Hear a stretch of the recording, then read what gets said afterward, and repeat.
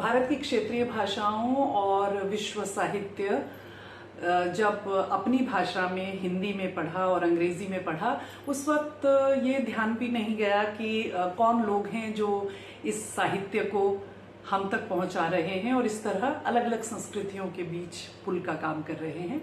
उस वक्त ये अंदाजा भी नहीं था कि शायद कभी ये भूमिका मैं भी निभाऊं। नमस्कार, मेरा नाम नीलम भट्ट है और आज विश्व अनुवाद दिवस है। हम सबको विश्व अनुवाद दिवस की बहुत बहुत शुभकामनाएं। और इस मौके पर मैं भी आपके लिए एक किताब लेकर हाजिर हूं जो the courage to be disliked का हिंदी अनुवाद है।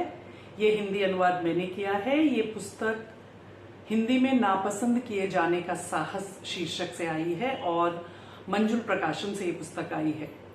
नापसंद किए जाने का साहस, कैसे स्वयं को मुक्त करें, अपने जीवन को बदलें और असली खुशी हासिल करें।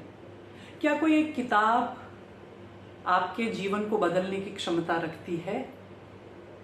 ये उस किताब से ज्यादा आप पर निर्भर करता है कि आप उन पन्नों में जो ज्ञान का समंदर है, जो जानकारी का खजाना है, उसका इस्तेमाल आप किस तरह कर पाते हैं। ये किताब संवाद शैली में लिखी गई है। एक दार्शनिक है और एक नौजवान जो बहुत गुस्से में भरा हुआ है। उसे दार्शनिक का जो फलसफा है, उनकी जो फिलॉसफी है, उससे बहुत सारी नाराजगियां हैं। उसके मन में बहुत सारे संदेह है और इन 5 रातों में दार्शनिक और उस नौजवान के बीच तमाम तरह का विचार विमर्श होता है। जिंदगी की बातें होती हैं, रिश्तों की, समुदाय की, आपकी अपने जीवन से बाकी लोगों से क्या अपेक्षाएं हैं, बाकी लोगों की स्वीकृति आपके लिए क्या मायने रखती हैं, इन सब बातों पर विचार होता है। और विचार विमर्श के अंत तक उस नौजवान को जिंदगी के मायने और इन सब चीजों के बारे में एक नए तरह का नजरिया मिलता है। अगर हमें समझना है कि ये किताब हमें क्या कुछ देती है, तो मैं जो पहली कुछ इसकी पंक्तियां हैं और अंत की पंक्तियां हैं वो पढ़कर आपको सुना देती हूँ।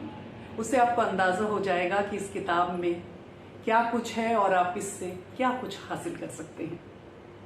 1000 साल पुराने शहर की सीमा पर एक दार्शनिक रहता था जो बताता था कि दुनिया बहुत सरल है और खुशी हर इंसान की पहुंच में हो सकती है।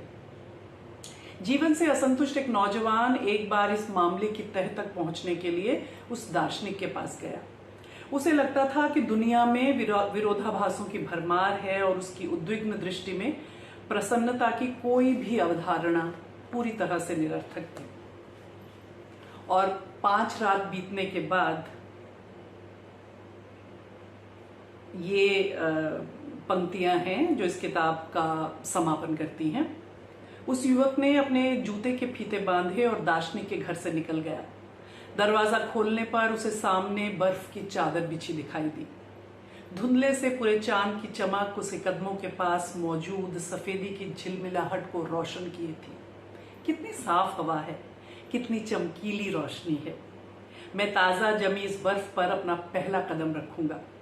उस नौजवान ने गहरी सांस लेकर अपनी हल्की बड़ी हुई दाढ़ी को छुआ और जोर देकर गुदगुदाया। दुनिया सरल है और जीवन भी।